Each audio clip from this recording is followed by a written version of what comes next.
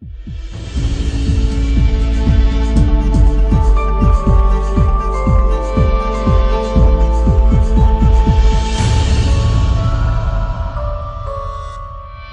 vamos dar o pontapé inicial da nossa escola bíblica. Nós vamos ter classe única durante o mês de fevereiro e durante o mês de março, tá bom? E aí no mês de abril, se Deus permitir, nós vamos fazer 2 classes e estudar outros temas, tá bom? Então nós já temos programado um bom tempo da escola bíblica dominical. E a classe única dos meses de fevereiro e dos meses de março vai ser essa aqui, Grandes Histórias de Jesus, onde nós selecionamos algumas parábolas para que possamos aprender juntos, para que possamos meditar, para que possamos entender um pouco mais do contexto histórico, das curiosidades daquele tempo, das histórias de Jesus, tá bom? Então essa vai ser a nossa meditação durante essa classe de escola bíblica.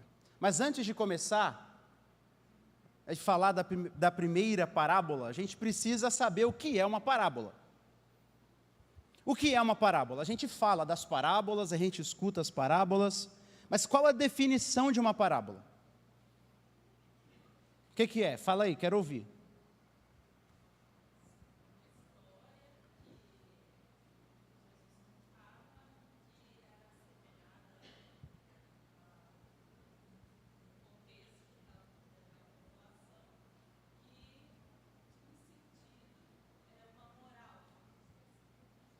Uma história daquele contexto que tinha uma moral.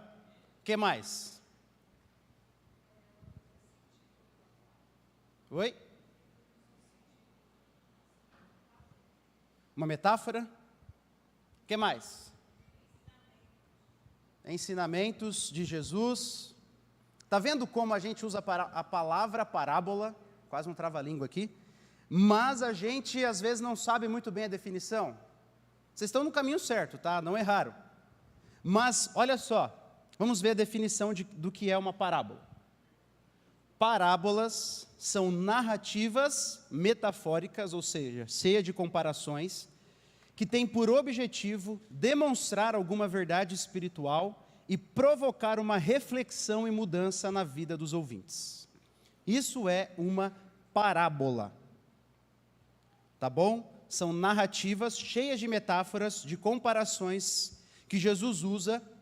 Não foi só Jesus que usou, mas nós vamos ver aqui só as parábolas de Jesus, que tem por objetivo 2 coisas principais: demonstrar alguma verdade espiritual, isso é importante, é alguma verdade espiritual maior, e provocar uma reflexão e mudança na vida dos ouvintes. Então não é apenas para nutrir o intelecto. Jesus contava parábolas para haver mudanças práticas, para haver mudanças na vida dos ouvintes. Para o entendimento grego, que nós somos influenciados, a nossa cultura, a gente tende a enxergar parábolas só como alguma história para ilustrar uma verdade. Mas a gente precisa lembrar que Jesus, ele era judeu, e para a mente judaica, as coisas são muito mais pragmáticas. Eles querem saber o que eu faço agora. Então o objetivo de Jesus ao contar parábolas não é apenas nutrir a mente, mas é provocar uma mudança. Então todas as parábolas que nós vamos ver, o objetivo é sempre assim, o que é que eu posso fazer agora então? Essa é a pergunta que a gente vai tentar fazer sempre. O que é que eu posso fazer então? Se o objetivo de Jesus não é apenas nutrir a mente, é sim um dos objetivos, mas é principalmente fazer a gente refletir e mudar a nossa vida, em alguma área que essa parábola está falando, tá bom? Então, isso é uma parábola, esses são os objetivos de uma parábola. Então, parábolas não são apenas histórias, não são meros relatos históricos. História é uma coisa que aconteceu no tempo e no espaço, parábolas provavelmente não aconteceram. Jesus inventa uma história para ilustrar. Não são meras analogias, não é simplesmente comparação. Jesus faz inúmeras comparações durante os evangelhos. Parábolas são narrativas cheias de comparações com objetivos específicos, de causar uma mudança na vida dos ouvintes, tá bom? Então tem analogia? Tem, mas não é apenas isso, é mais do que isso. É mais do que isso. E não são apenas narrativas para aumentar o nosso conhecimento. Isso é importante. Porque se nós não vermos como aquela parábola influencia a minha vida prática, então nós não chegamos ao objetivo de Jesus. O objetivo de Jesus é causar uma mudança na vida das pessoas. É que a pessoa escute a história da parábola e fale assim, ó, agora eu sei o que eu tenho que fazer. Agora eu sei o que eu tenho que fazer.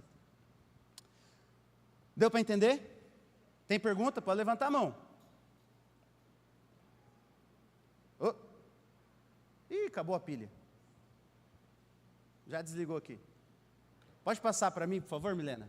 Por que Jesus falava por parábolas? Antes de abrir, peraí. Responde.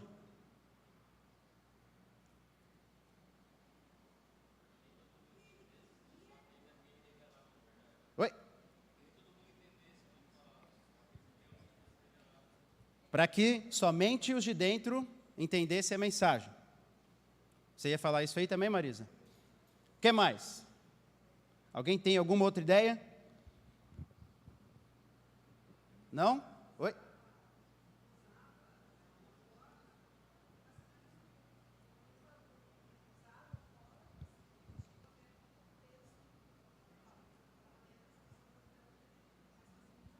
Para facilitar o entendimento de algumas coisas. Dentro do contexto. Vamos lá. Abra comigo, vocês estão no caminho, gente.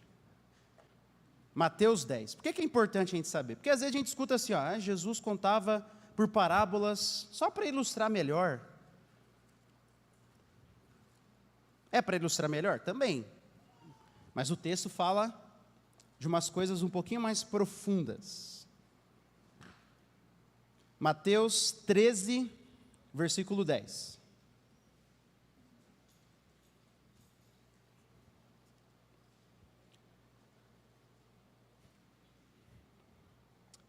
Mateus 13, 10. Então os discípulos se aproximaram de Jesus e lhe perguntaram: por que o Senhor fala com eles, com as pessoas de fora, por meio de parábolas?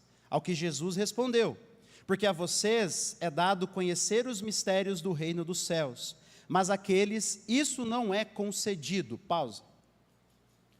Jesus está falando então de dois tipos de pessoas: aqueles, os de fora, e vocês, os de dentro, os discípulos. E Jesus está falando que um dos motivos que ele fala por parábolas, está escrito, é para que as pessoas de dentro conheçam mais sobre os mistérios do reino de Deus. Porque aos de fora isso não é concedido. Isso que Jesus fala. 12. Pois ao que tem, mais será dado, e terá em abundância. Mas ao que não tem, até o que tem lhe será tirado. Ao que parece, Jesus está falando assim, ó, e não tem meio termo. Ou é um lado, ou é o outro. Ao que tem, mais vai receber. E ao que não tem, até o pouquinho que tem, lhe será tirado. Tá? É como se fosse um ditado para dizer, não tem meio termo, não tem alguém que tem um pouquinho. Ou você tem muito, ou seja, ou você está dentro, ou você está fora. Próximo, versículo 13. Por isso, falo com eles por meio de parábolas. Porque vendo, eles não veem, e ouvindo, não ouvem e nem entendem. Então Jesus diz mais uma vez, essas pessoas de fora, elas ouvem, mas elas não entendem. Então elas não ouvem de verdade. E elas olham, mas elas não veem de verdade. E ele continua, assim nele se cumpre a profecia de Isaías, ouvindo, vocês ouvirão e de modo nenhum entenderão. Vendo, vocês verão e de modo nenhum perceberão. Porque o coração deste povo está endurecido.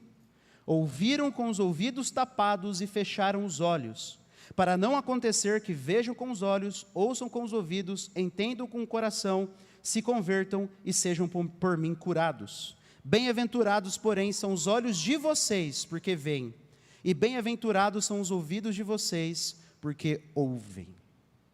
Então Jesus está falando que as pessoas de fora, elas têm um coração endurecido. e elas tapam os ouvidos, elas fecham os olhos, elas não querem, não quiseram entender. Então Jesus conta parábolas para revelar os mistérios do reino de Deus para os seus discípulos, enquanto as mesmas parábolas, para os de fora, os faziam se endurecer ainda mais. Jesus conta parábolas para que aqueles que fazem parte do seu reino possam compreender ainda mais verdades espirituais do seu reino.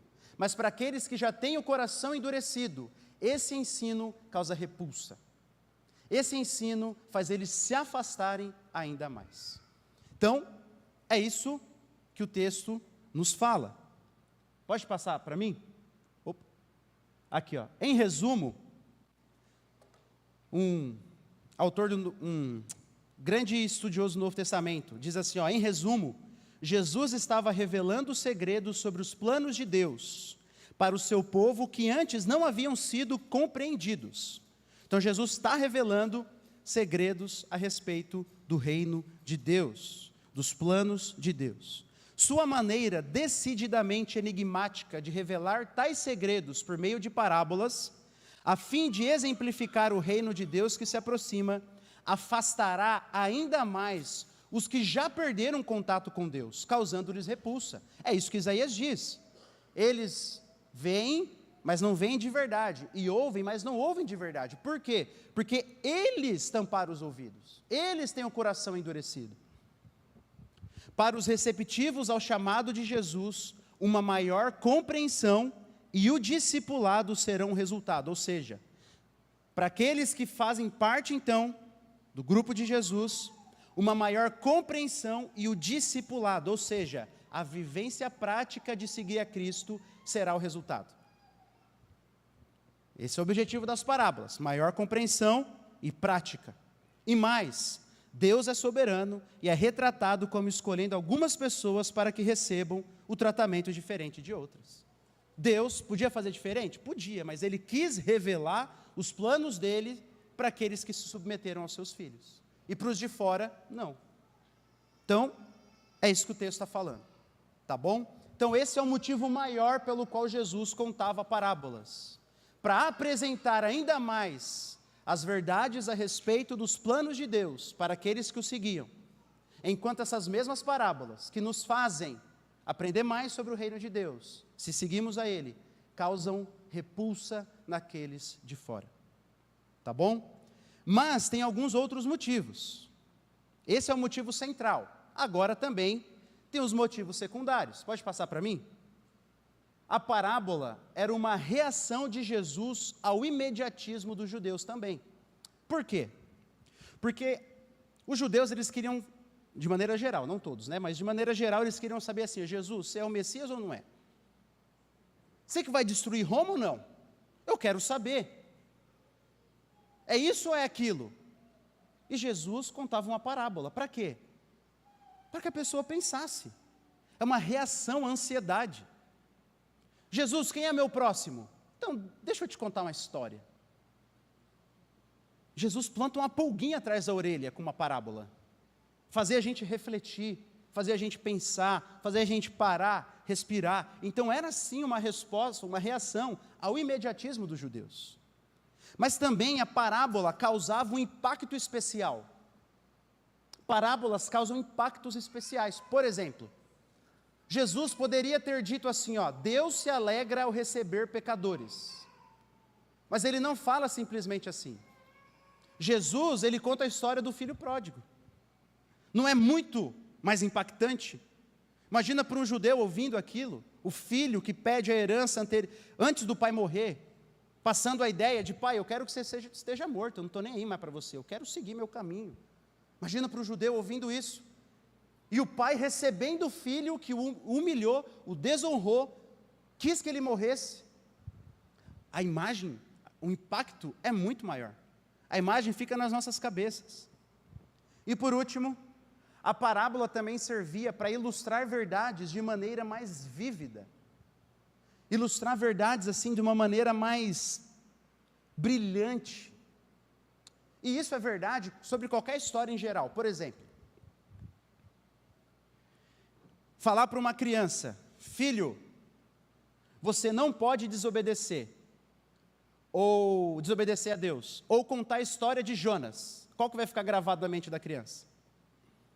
A história de Jonas é vívido. Então as parábolas, elas ilustram verdades de maneira muito mais vívidas. Então esses eram também alguns dos objetivos pelos quais Jesus usava parábolas, mas são secundários, tá? Aquele objetivo anterior, nós vimos que era o objetivo primário. Então vimos o que é uma parábola, vimos porque Jesus falava em parábolas. Ou seja, agora, todos nós sabemos que as parábolas servem para nos fazer compreender melhor e para nos fazer praticar o reino de Deus, praticar as coisas que Jesus deseja de nós. E se nós somos seus servos, as parábolas vão ilustrar melhor ainda os ensinos do reino de Deus, e vão nos fazer terminar, cada vez que estudamos uma parábola, mais desejosos de obedecer ao nosso Senhor.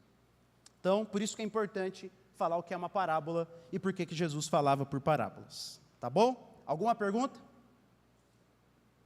Vamos? A parábola do juiz iníquo. Você pode abrir lá, tá bom? Mas nós vamos ler aqui, mas você já pode deixar aberto que durante o estudo eu vou ficar pedindo para você olhar os versículos. Voltou a funcionar.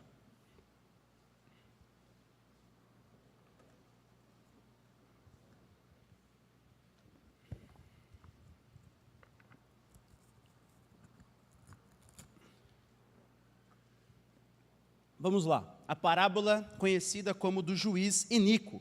Essas parábolas não tinham nome, tá bom? Elas foram ganhando nomes durante a história da igreja. E aí a gente deu o nome dessa aqui de juiz iníquo. Lucas capítulo 18. Mas olha para mim aqui agora, vamos ler juntos aqui. Jesus lhes contou uma parábola para mostrar que deviam orar sempre e nunca desanimar. Então Jesus ele já até falou por que é essa parábola, coisa que às vezes ele não faz. Em certa cidade havia um juiz que não temia a Deus e nem respeitava ninguém. Havia também naquela mesma cidade uma viúva que sempre o procurava dizendo: julga minha causa contra o meu adversário. Por algum tempo ele, o juiz, não a quis atender, mas depois pensou assim: é bem verdade que eu não temo a Deus e nem respeito ninguém. Porém, como esta viúva fica me incomodando, eu vou julgar a sua causa, para não acontecer que por fim venha me importunar. Então o Senhor disse: ouçam bem o que diz esse juiz iníquo. Será que Deus não fará justiça aos seus escolhidos, que a Ele clamam dia e noite, embora pareça demorado em defendê-los? Digo a vocês que depressa lhes fará justiça. Contudo, quando o Filho do Homem vier, será que ainda encontrará fé sobre a terra? Então, essa é a parábola do juiz iníquo. Uma parábola bem conhecida. Jesus ele já começa falando o objetivo. Lucas já diz que Jesus afirmou o objetivo da parábola. E Jesus termina também já aplicando a parábola, fazendo perguntas. Mas, para a gente entender, a gente precisa ver o contexto que essa parábola foi escrita. Vamos lá. Jesus estava falando sobre a sua segunda vinda. Se você olhar o capítulo 17, por exemplo, o verso 22, lembre-se, a gente teve uma aula final do ano passado sobre interpretação bíblica. Precisamos ver o contexto. Versículo 22, a seguir, capítulo 17, tá? 17 e 22. Jesus disse aos seus discípulos: virá o tempo em que vocês desejarão ver um dos dias do Filho do Homem, mas não verão. E dirão a vocês: ele está aqui, ou lá está ele. Não saiam nem sigam essa gente. Porque assim como o relâmpago que resplandece e brilha de uma extremidade do céu à outra, assim será no seu dia o Filho do Homem. Mas é necessário que primeiro ele padeça muitas coisas e seja rejeitado por esta geração. Então Jesus está falando sobre a sua segunda vinda. Isso é importante. Por quê? Porque quando Jesus, aqui em Lucas, está falando sobre a sua segunda vinda, no capítulo 17, a imagem central é uma imagem de juízo. Se você ler o último versículo, diz assim, então perguntaram a Jesus: onde será isso, Senhor? E ele respondeu: onde estiver o corpo, aí se ajuntarão também os abutres. Só dessa imagem aqui, você já imagina o que está falando, né? É um ditado daquela época, é óbvio, onde tem corpo morto tem abutre, mas a ideia de Jesus é, aonde tem mortos espirituais, ali haverá julgamento. Né? No texto do versículo 31, olha comigo, diz assim, naquele dia, quem estiver no terraço e tiver os seus bens em casa, não desça para tirá-los. E de igual modo, quem estiver no campo, não volte para trás. Lembrem-se da mulher de Ló. Quem tentar preservar a sua vida, a perderá, e quem a perder, esse a salvará. Digo a vocês que naquela noite, 2 pessoas estarão numa cama, uma será levada e a outra será deixada. 2 mulheres estarão juntas moendo trigo, uma será tomada e a outra deixada. 2 estarão no campo, um será tomado e o outro deixado. Então perguntaram a Jesus, onde será isso? Onde estiver o corpo, aí se juntarão os abutres. Aí a gente lê isso aqui, e qual é a interpretação mais comum? Arrebatamento. Não. Jesus não está falando de arrebatamento, Jesus está falando de julgamento. Um será tomado para ser julgado. O outro será tomado para ser julgado. O texto aqui não está falando de arrebatamento secreto, tá bom? Não assista Deixados para Trás. Tá? Você assistir, saiba que tem muita coisa doida ali. Tá bom? A imagem é de juízo. É só ler o texto anterior, que nós não vamos ficar aqui falando do versículo do capítulo 17. Cita Noé e cita os tempos de Ló. Deus destruindo Sodoma e Gomorra, a imagem de juízo. Deus destruindo o mundo por meio do dilúvio, a imagem de juízo. Tá bom?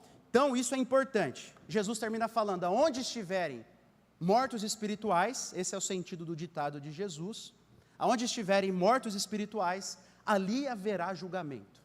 A imagem é de julgamento, tá? E aí, Jesus lhes conta uma parábola para mostrar que deviam orar sempre e nunca desanimar. Então, essa parábola tem um contexto específico. Lembra?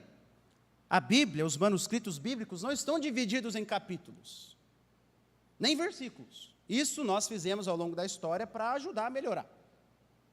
E às vezes a divisão de capítulos faz a gente perder isso. Então, se eu leio só o capítulo 18, dá a entender que Jesus está falando de um contexto geral, né? Eu tenho que orar sempre e não desanimar. Orar pela conversão do meu filho e nunca desanimar. Orar pelo, qualquer coisa aí. Para arrumar um emprego e não desanimar. Isso é verdade? É verdade. Mas não é isso que essa parábola está falando. Não é isso. O contexto é diferente. Contexto é de juízo.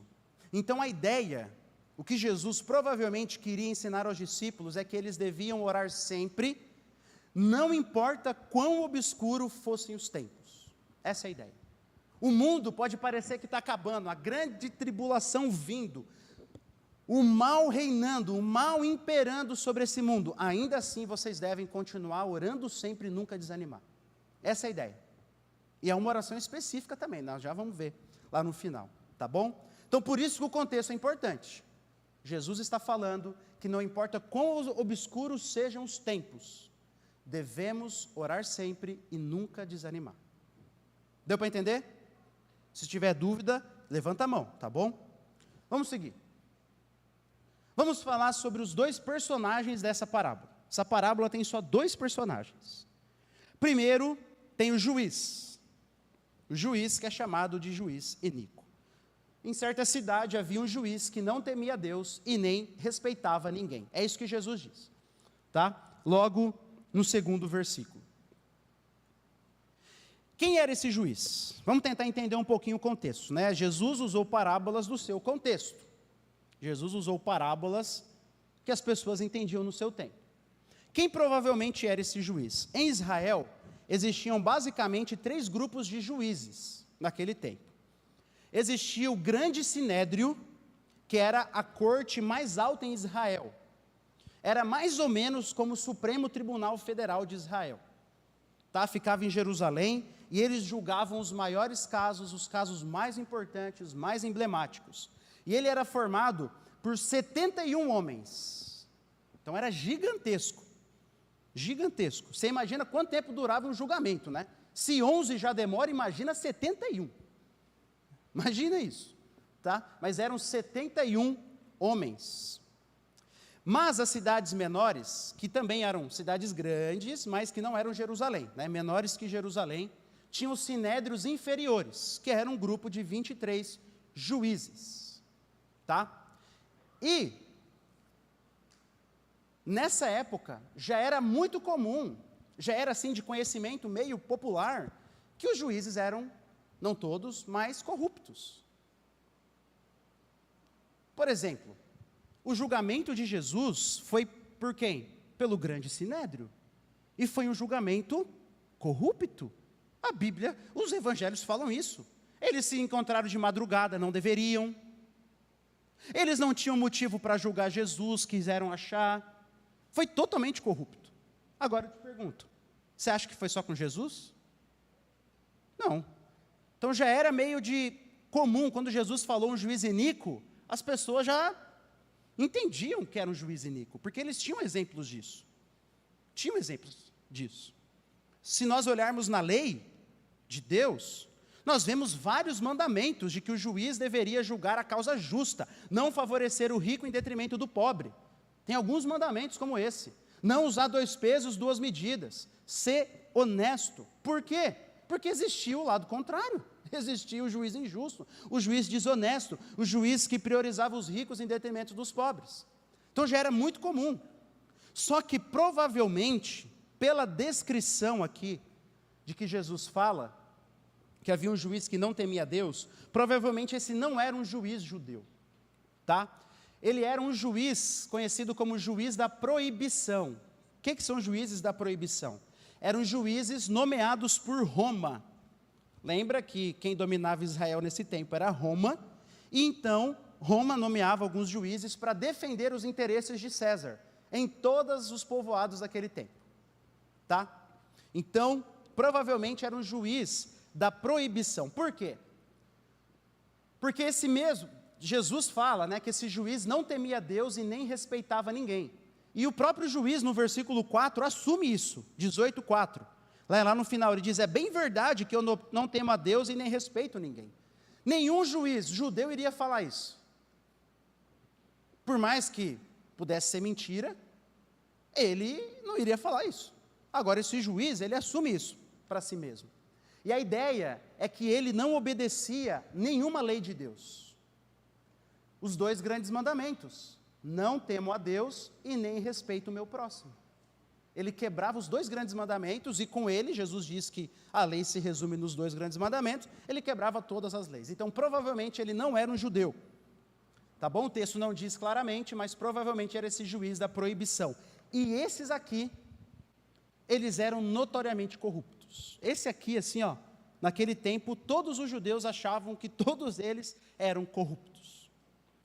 Tanto que juiz da proibição em aramaico, que era a língua corrente em Israel naquele tempo, né, não era o hebraico, era o aramaico. Se você troca só uma palavrinha, só uma letrinha, fica juiz ladrão. No português é diferente, mas no aramaico é só uma letrinha. E aí eles, lendo relatos daquele tempo, eles escrevem, em vez de juiz da proibição, eles escrevem juiz ladrão. Juiz ladrão. Então, tanto que os judeus odiavam esse juiz, porque eles eram notoriamente corruptos, tá? Então, provavelmente, Jesus está falando desse aqui, ó. É um juiz gentio, um juiz que não era judeu, porque ele não respeitava nenhuma lei.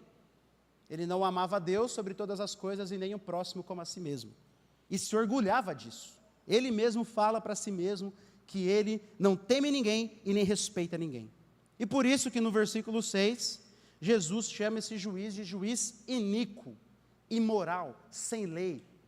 Esse juiz se achava Deus, se achava o dono, tá? Não seguia nada, não respeitava ninguém, achava que ninguém mandava nele.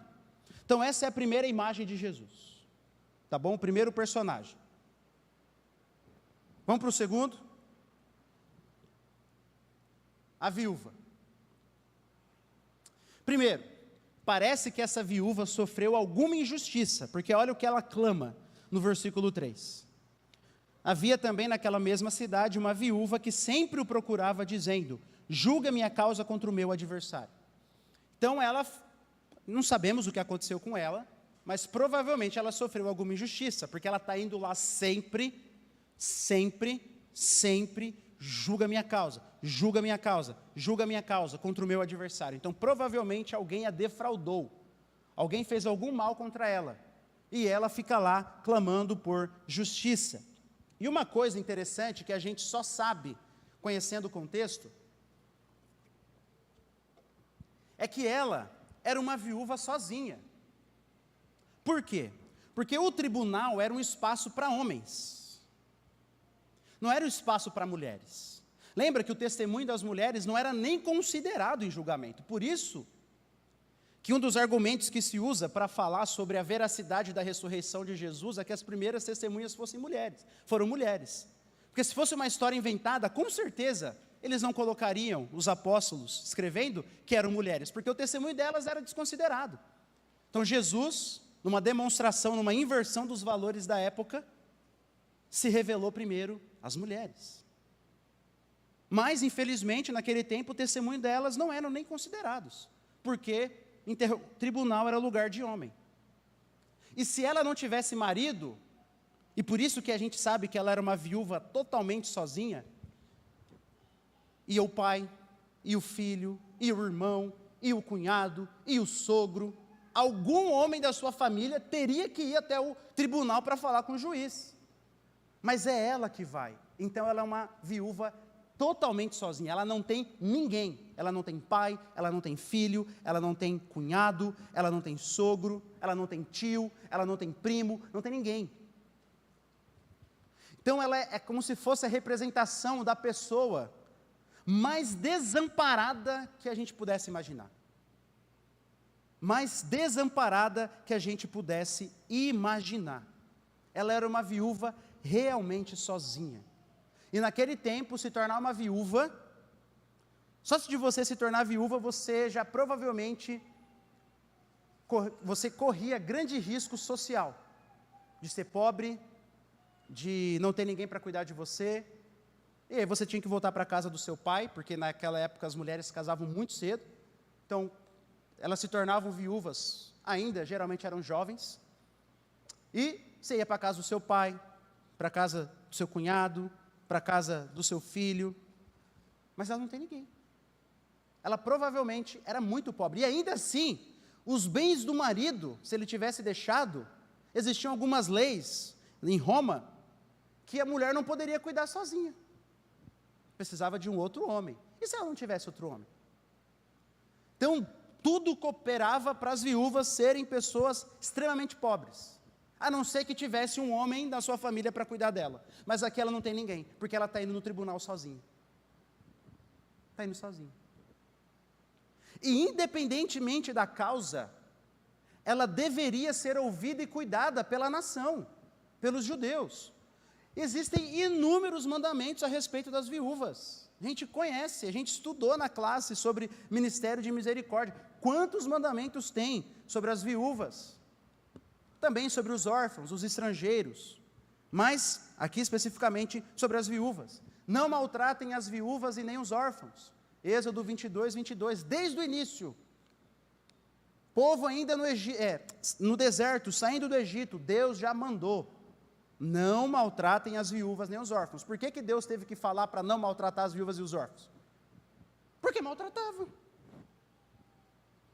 Aprendam a fazer o bem, tem muitos outros textos, tá? Só peguei 2. Busquem a justiça, repreendam o opressor, garantam o direito dos órfãos e defendam a causa das viúvas. Deus em Isaías está dizendo isso, disse isso para o povo. Então, independentemente da causa, algum homem piedoso naquele tempo, alguma família piedosa deveria ter acolhido essa viúva.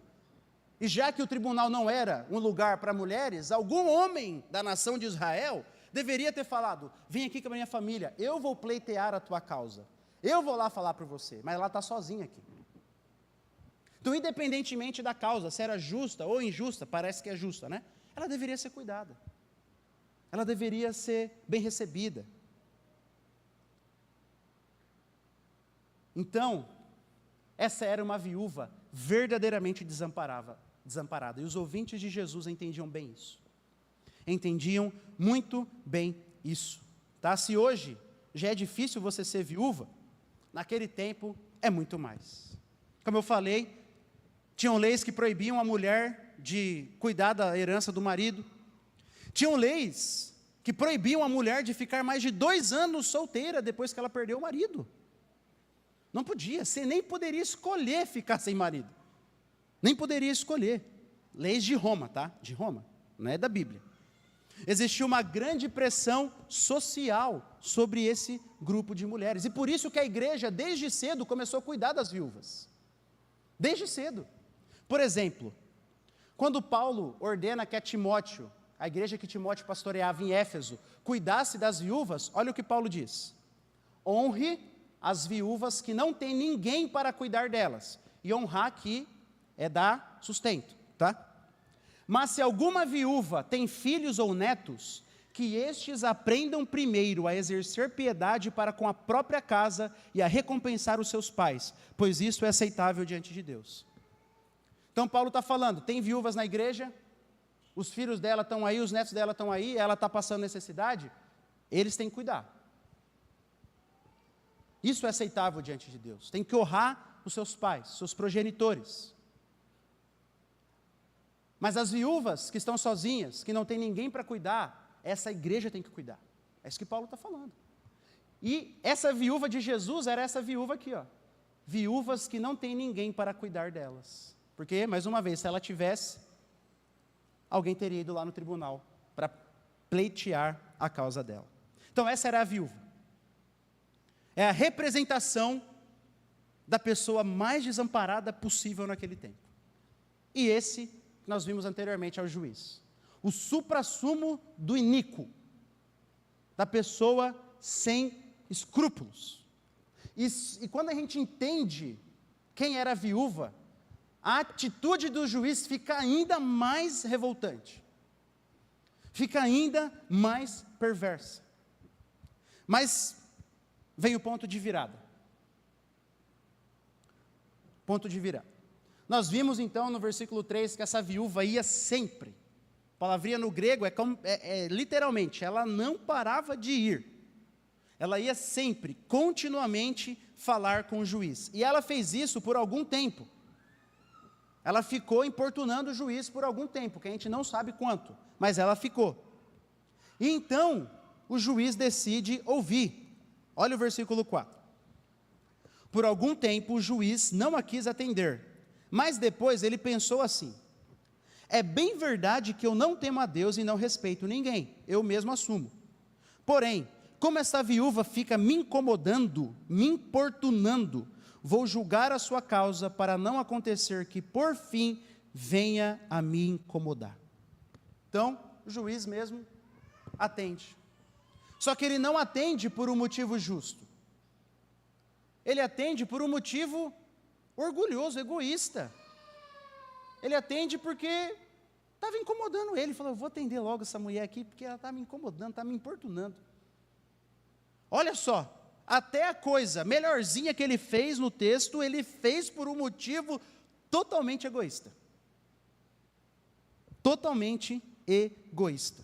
E no final, a palavrinha do versículo 5, né, incomodar-me, talvez a sua tradução mais antiga está molestar-me, né, as novas traduções estão mudando essa palavra, porque no português tem um outro significado, né, no espanhol tem um significado certo, né, em português, nosso português está caindo em outro significado, mas ela é uma palavra tirada do mundo do boxe.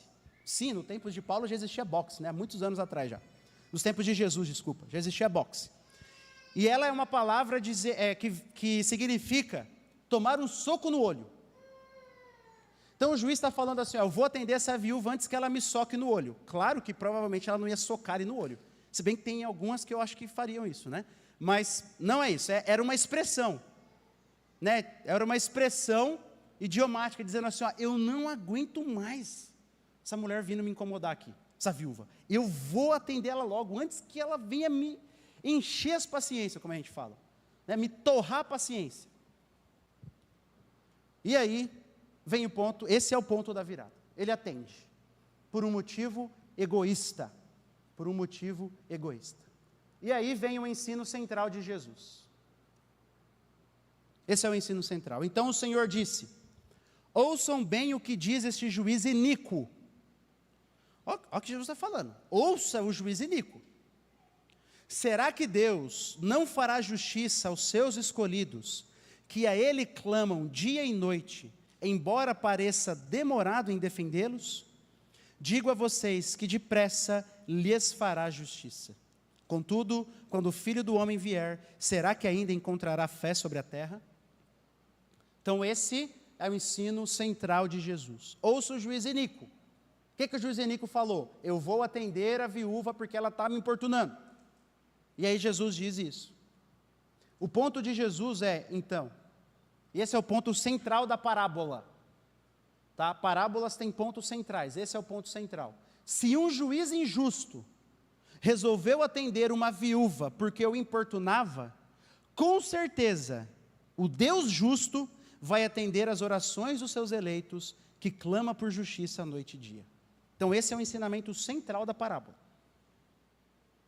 Tá? Jesus está falando, se um juiz iníquo, totalmente iníquo, não é que ele é um pouquinho iníquo, totalmente, é capaz de atender uma viúva, ou seja, uma pessoa totalmente desamparada, porque ela ficou clamando a Ele de dia e de noite, quanto mais Deus, o Pai de vocês, que é justo, não vai atender a oração dos seus filhos. Esse é o ponto. Que clamam por justiça de dia e de noite. Esse é o ensino central de Jesus, tá bom? Deu para entender? Vamos continuar, vai ficar um pouquinho mais claro. Então, alguns ensinamentos secundários. Primeiro, Deus é justo. Deus não é o juiz injusto, tem que cuidar com isso. Algumas parábolas existem comparações diretas, né? O pai do filho pródigo é Deus. O filho pródigo é qualquer pecador que se arrepende. O irmão mais velho são os orgulhosos, representados pelos fariseus. Ele tem que cuidar em fazer isso com todas as parábolas. Não são todas as parábolas que dá para fazer isso. Tá? Se eu fosse falar que Deus era o juiz iníquo, vocês tinham que me tacar pedra. Não posso falar isso, tá bom? A gente tem que cuidar. Então, Deus é justo. Jesus está fazendo uma antítese aqui. Está fazendo uma comparação negativa para mostrar que Deus é totalmente o contrário desse juiz. Deus é totalmente o contrário desse juiz. Como diz Deuteronômio, texto muito bonito. Deuteronômio 32. Proclamarei o nome do Senhor. Louvem a grandeza do nosso Deus. Ele é a rocha, as suas obras são perfeitas e todos os seus caminhos são justos. É Deus fiel que não comete erros, justo e reto Ele é. Esse é o nosso Deus. Então, Deus é totalmente o oposto do juiz. Esses são alguns ensinamentos que a gente consegue tirar da parábola. Tá? Não são centrais, o central e mais importante é o que nós vimos, tá bom? Mas são ensinamentos secundários. Também Jesus dá uma promessa no finalzinho da parábola. Ele atenderá os seus eleitos que clamam por justiça. Olha o versículo 7. Será que Deus não fará justiça aos seus escolhidos que a Ele clamam dia e noite, embora pareça demorado em defendê-los? Digo a vocês que depressa lhes fará o quê? Justiça. Então, não é qualquer pedido. A parábola não está falando que se você ficar orando, para o seu filho se converter, ele vai se converter. A parábola não está falando isso. A parábola não está falando que se você ficar orando, para ter um emprego melhor, você vai ter. Por isso que é importante entender o contexto. Que clamam por justiça. E lembra qual é o contexto? Qual é o contexto? A gente viu lá no início. Segunda vinda. Segunda vinda, esse é o contexto.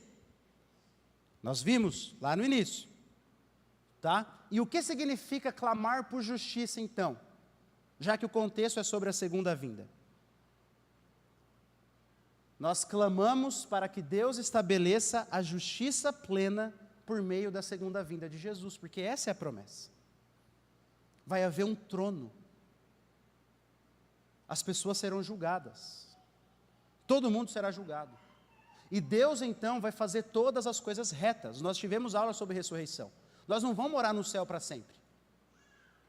No último dia, o céu vai se juntar com a terra. É Apocalipse 21. Vi a nova Jerusalém que descia do céu. E aí vai ter uns novos céus e nova terra, onde não haverá mais dor, nem pranto, nem morte, nem injustiça, nem pecado, nem dor, nem nada. Então é isso que Jesus está querendo dizer, que os seus eleitos clamam por justiça. É clamar assim, ó, Senhor, volta logo.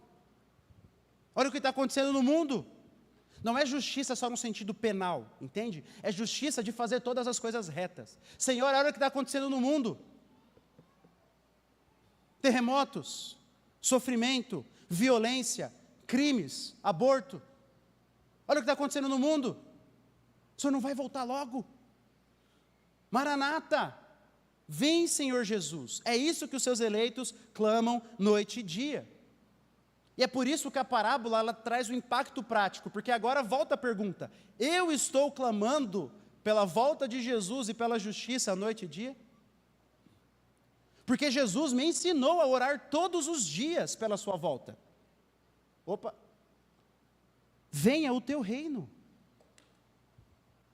A oração do Pai Nosso, que é para ser feita todo dia, né? O pão nosso de cada dia nos dá hoje, não é o pão de amanhã, hoje, todo dia. E nós oramos, Pai Nosso que estás no céu, primeira petição, santificado seja o teu nome. Segunda petição, venha o teu reino. Tem um aspecto presente? Tem, porque Jesus ensinou que o reino de Deus já chegou. E quando nós clamamos, venha o teu reino, é Senhor, expanda o seu reino. Venha o teu reino sobre outros povos, outras nações. Mas Jesus também ensinou sobre o aspecto futuro do reino. Então nós também clamamos, Senhor, vem logo. Vem instaurar o seu reino de justiça, de paz, de amor, de harmonia entre os povos. Volta, Senhor. Todos os dias a gente teria que estar orando isso aqui, ó. Todos os dias. Então é esse tipo de justiça que provavelmente Jesus está falando aqui. Jesus está falando assim, olha, vocês acham que Deus não vai atender não? Vocês que clamam por justiça? Vocês que clamam para que Jesus venha? Vocês que clamam, Maranata? É isso que nós deveríamos estar fazendo. Mais um. E às vezes, Deus parece demorado, faz 2000 anos. Nós lemos o Novo Testamento. Os nossos irmãos em Cristo sempre viveram achando que Jesus ia voltar logo. E nós temos que viver assim, na expectativa, não sabemos o dia nem a hora. Ah, mas os sinais, estão interpretando os sinais há 2000 anos, gente. Ninguém sabe. 2000 anos. E, por isso que Jesus diz no versículo 7, será que Deus não fará justiça aos seus escolhidos, que a Ele clamam dia e noite, embora pareça demorado? Então parece, Jesus está falando, às vezes parece que Deus é demorado, mas na verdade não é. 2 Pedro, falando sobre o mesmo ponto, né? Segunda vinda. Não se esqueçam disto, amados, para o Senhor um dia é como 1000 anos, e 1000 anos como um dia. Pedro está falando assim, ó, o tempo de Deus é diferente do tempo dos homens. O Senhor não demora em cumprir a sua promessa, como julgam alguns. Então Pedro está falando, tem gente que acha que Deus é demorado. A mesma coisa de Jesus aqui. Às vezes parece que Deus é demorado. Mas Pedro nesse texto diz, o Senhor não está demorando. Pelo contrário, Ele é paciente com vocês, não querendo que ninguém pereça, mas que todos cheguem ao arrependimento. Então Pedro está falando, olha, parece que Deus é demorado, mas não é. E a sua aparente demora, primeiro, é porque o tempo dele é diferente do nosso. E segundo, porque Ele quer que as pessoas se arrependam. A demora de Deus não é injustiça, a demora de Deus é misericórdia. É isso que Pedro está falando. Então Jesus fala, às vezes Ele parece demorado mesmo, mas Ele não é. Um outro ensinamento útil, antes de partirmos para o final, é que a oração é eficaz. Se não fosse, Jesus não mandava a gente orar. Isso é um ensinamento de toda a Bíblia. Como diz Tiago, nada tendes porque não pedis. Pedis e não recebeis, porque pedis maus, para esbanjardes em vossos prazeres. Então tem coisa que a gente não pede porque a gente não recebe. Por quê? Porque a oração é eficaz. A oração é eficaz. Jesus está mandando a gente orar. Se Ele está mandando a gente orar, é porque as nossas orações fazem parte dos planos de Deus. Elas não mudam os planos de Deus, elas fazem parte dos planos de Deus. E Deus decidiu agir também por meio das nossas orações. A oração é eficaz. Mas aí, vem a pergunta final. Contudo, para terminar mostrando que Jesus está falando sobre orar sobre a sua segunda vinda, contudo, quando o Filho do Homem vier, será que ainda encontrará fé sobre a terra? O que Jesus está falando? Será que quando eu voltar, ainda vão ter crentes? Não, Jesus não está falando disso. A palavra fé pode ter vários significados, dependendo do contexto. E aqui a palavra fé, ela tem o provável significado de confiança, de anseio pela segunda vinda. Esse é o ponto. Jesus está falando sobre a segunda vinda. Então a pergunta que Jesus faz para nós é: vocês continuarão perseverando até eu voltar? Até quando eu voltar? Vocês continuarão orando até eu voltar? Por justiça, para que eu volte? Vocês continuarão desejando o meu retorno? Então essa é a ideia. Será que o Filho do Homem vai encontrar fé? Pessoas que confiam, pessoas que clamam dia e noite por justiça, pessoas que anseiam a vinda dele? Esse é o ponto. E essa é a pergunta que fica para nós. Somos esse tipo de pessoas que Jesus quer encontrar quando Ele voltar? Pessoas que clamam dia e noite pela volta dEle, que todos os dias dobram os seus joelhos e falam: venha o teu reino, venha o teu reino, vem Senhor, Maranata, vem. Lembra? Parábola, mudança de vida, prática, entendemos a parábola. Claro que dá para falar muito mais, mas de maneira geral. Mas Jesus contou para causar um impacto na tua vida. Eu nem precisaria falar agora das aplicações dessa parábola, porque a própria parábola você já sabe o que você tem que fazer, não sabe? Você já sabe. Clamar dia e noite por justiça. Clamar para Jesus voltar. Perceberam? Mas, claro, que nós podemos tirar algumas aplicações. A primeira aplicação é que nós precisamos continuar clamando mesmo em meio ao sofrimento. Lembra, esse é o contexto da parábola. Imagem de juízo, fim dos tempos, e aí Jesus conta uma parábola sobre o dever de orar sempre e nunca esmorecer, e nunca desanimar. Então, se Jesus fez isso, nós precisamos segui-lo. Continuar orando, mesmo quando as coisas estiverem indo de mal a pior. Mesmo quando a nossa fé parece que está esmorecendo. Mesmo quando eu não quero orar. Mas eu vou falar: Senhor, eu vou orar, porque o Senhor mandou. Precisamos aprender a orar: venha o teu reino, todos os dias. Todos os dias. E dizer: Senhor, vem logo. Olha a minha vida, olha o meu corpo, olha as doenças, olha esse mundo tenebroso, olha a corrupção, olha a violência, olha os crimes, olha as mentiras. Vem logo, vem fazer o mundo reto.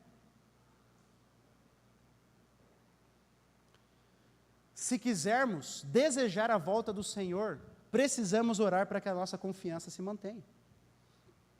Se Jesus está mandando orar, e Ele pergunta se a gente vai continuar desejando, ansiando pela sua volta, é porque a oração ajuda a produzir esse desejo no nosso coração. Então, se você olhou para a sua vida, como às vezes acontece, e fala, eu não desejo muito a volta de Jesus, com certeza você está orando pouco sobre a volta de Jesus. Com certeza. Porque um dos ensinamentos que nós podemos tirar dessa parábola é que se eu quero continuar desejando, ansiando, tendo fé, eu preciso orar. Esse mundo está muito bom de certo, né? Por último, para orarmos por justiça, precisamos nos importar profundamente com o mundo ao nosso redor. O que eu quero dizer com isso? Eu não posso fechar os meus olhos e esquecer do mundo lá fora. Eu preciso me importar. Eu preciso passar no semáforo e ver uma mãe com uma criança, um bebezinho, pedindo doações e ajudar. Mas, olhar aquilo e dizer, Senhor, vem logo.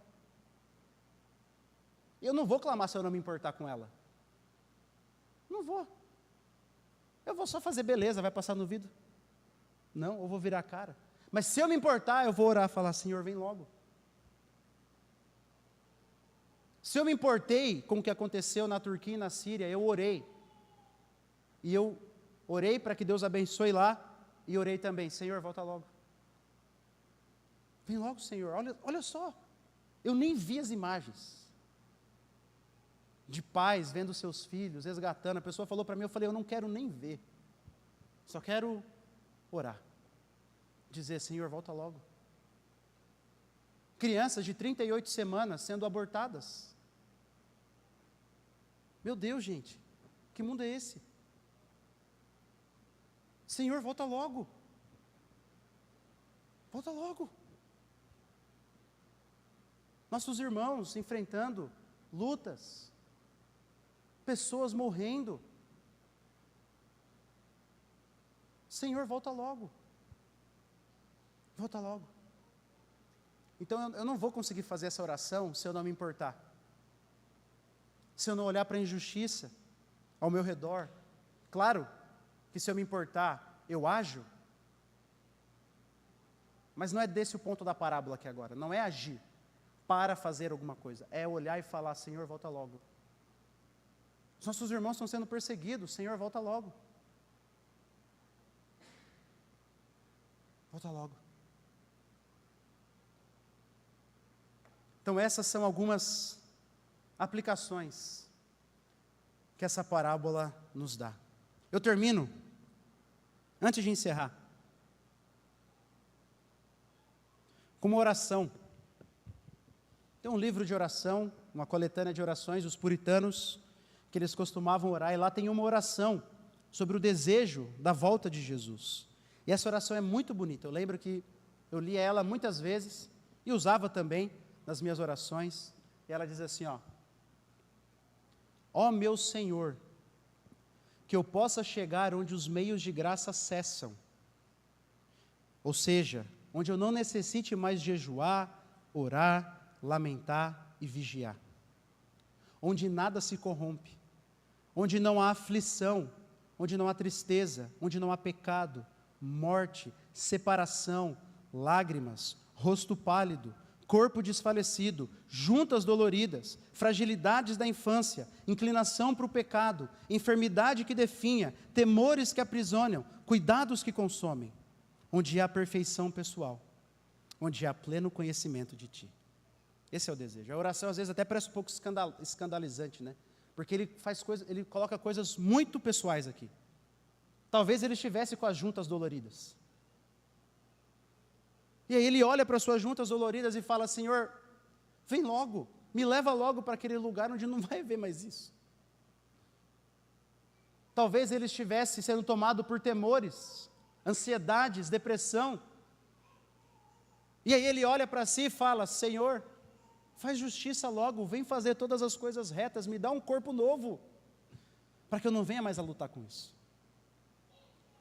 Isso vai nos ajudar a orar cada dia pela volta de Jesus. Se eu olho para as injustiças desse mundo e não fico endurecido, mas pelo contrário, eu clamo, eu estou cumprindo o que Jesus quer aqui.